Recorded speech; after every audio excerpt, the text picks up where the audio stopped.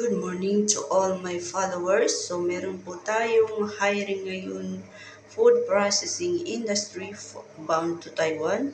Para sa mga pasok sa qualifications, directly apply lamang po kayo sa agency na ito. Please bring your complete requirements and please check the qualifications kung pasok pa po tayo o hindi. So ang job hiring na ito ay start na po bukas, March 5, ang kanilang initial screening. Thank you for watching and God bless.